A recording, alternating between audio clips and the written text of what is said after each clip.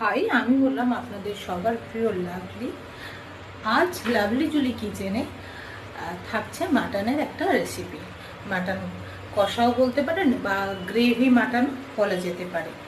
তো ওই দেখুন আমার স্পেশাল গেস্ট এসে গেছে, ও এখন রেডি করছে মাটনের এই প্রিপারেশনটার জন্য।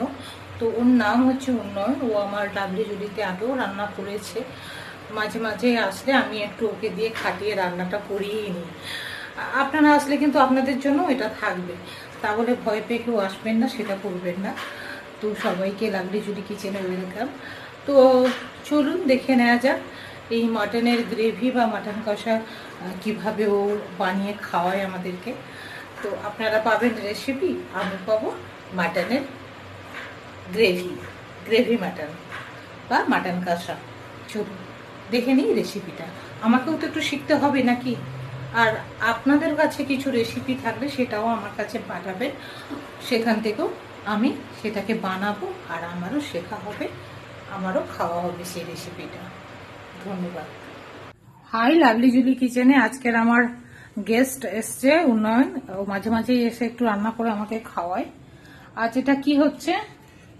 পোলার জন্য আনুষঙ্গিক মাটন কষা হবে। আচ্ছা হ্যাঁ, তো আমি প্রথমে একটু নুন নিয়ে নেব।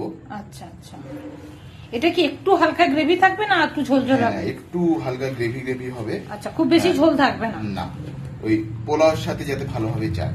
আচ্ছা আচ্ছা, জাস্ট একটু গ্রেভি আর কি, কষাও বলা যেতে পারে। এবার একটু টক দই দিয়ে দেবো এখানে। খুবই সামান্য পরিমাণ টক দই দিয়েছে এখানে, প্রায় মনে হচ্ছে 700-800 গ্রাম মতো মাটন রয়েছে। হ্যাঁ, এবার এর মধ্যে দেবো আমরা একটু হলুদ। মানে এই মাটনটার পরিমাণ মতোই দেওয়া হবে, তাই তো? হ্যাঁ। নুন, হলুদ, লঙ্কা সবই সবসময় স্বাদ আচ্ছা, অনুযায়ী। এটাতে আলু দিয়ে একটু হবে তো? হ্যাঁ, আলু তো অবশ্যই দেবো আমরা। আচ্ছা আচ্ছা, বাঙালির মাটন কষায় আলু না পড়লে ঠিক ঠিক মজাটা জমে আসে না। না।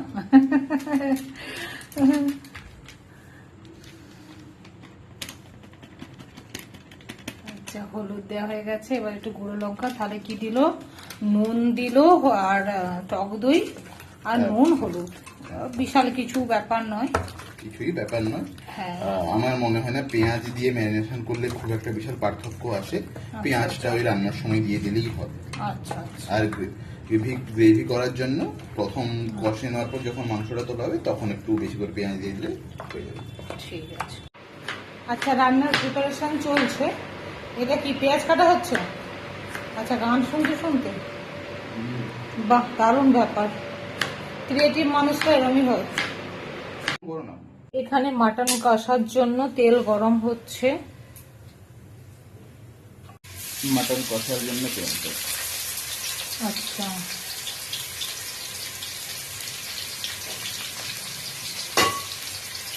ম্যারিনেট করা মাটন আছে, তাহলে এবার ওর মধ্যে পেঁয়াজটা দেওয়া ছিল না, পেঁয়াজটাকে আলাদাভাবে ফ্রাই করে নেওয়া হচ্ছে।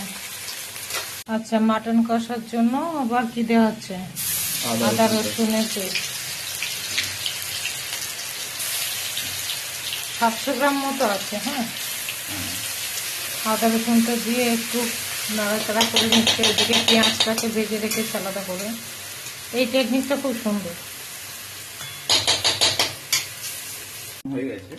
আচ্ছা, আদা রসুন কষানো হয়ে গেছে, তারপর হ্যাঁ। কি? এবার আমরা একটু এর মধ্যে হালকা একটু গরম মশলাটা দেবো। তারপর বাকি সব যে মশলাপাতি একটু, যেমন একটু আর একটু ধনে গুঁড়ো দিতে হবে এখানে। আচ্ছা, ধনে গুঁড়ো দেওয়ার পরে একটু হলুদ। এত সামান্য? হ্যাঁ, হলুদ যেহেতু ম্যারিনেশনে দেওয়া আছে। ও হ্যাঁ হ্যাঁ হ্যাঁ। লঙ্কার এটা গুঁড়োটা কি দেবো। কাশ্মীরি লাল মির্চ? হ্যাঁ, এটা ওই কালারটা আনার জন্য। আচ্ছা আচ্ছা, মিক্স করে এর মধ্যে মাটনটা তুলে দেওয়া হবে। ও সুন্দর একটা কালার এসছে। খুব সামান্য একটু জল, তাই তো? যাতে মশলাগুলো সব একসঙ্গে চলে আসে।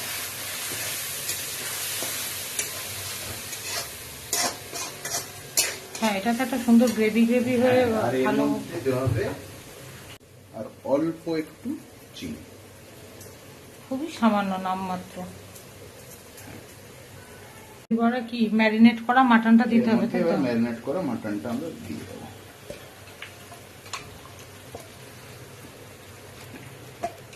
আর আলুটা কি পরে দেব?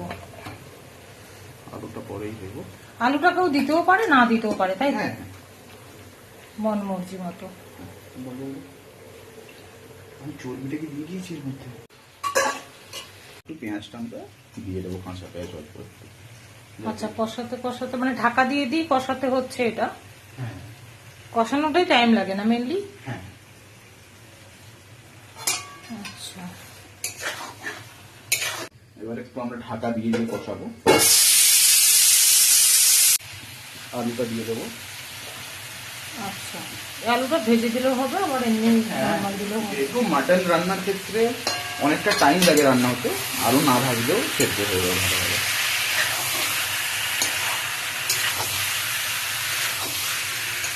এটা দিয়েও তো ঢাকা দিয়ে দিয়ে আবার বানাতে হবে? হ্যাঁ, আচ্ছা, আলুটা দেওয়ার পরেও কি এটা কি ঢাকা দিয়ে দিয়ে করতে হবে, তাই তো? হ্যাঁ, একই প্রসেস। কখনো হাই ফ্লেম দিয়ে একটুক্ষণ কষাবে, তারপর আবার একটু লো ফ্লেম দিয়ে ঢাকা দিয়ে বসিয়ে দাও। আচ্ছা, ওটাই এটা প্রেসারে না দিলেও চলবে, এমনি সেদ্ধ হয়ে যাবে?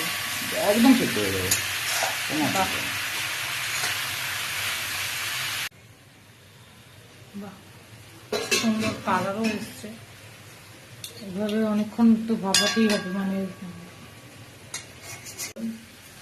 এবারে জল দেওয়া হচ্ছে। মোটামুটি ঢাকা দিতে দিতে 40-45 মিনিট চলে যায়, মানে ঢাকা দিয়ে কষাতে কষাতে। এবার একটু ঈষদ উষ্ণ গরম জল দিয়ে ফুটিয়ে নিলেই ব্যাস রেডি। ঝোলটা যে যেমন পরিমাণ, মানে গ্রেভিটা যে যেরকম পরিমাণ খাবে সেই পরিমাণ রাখলেই হবে।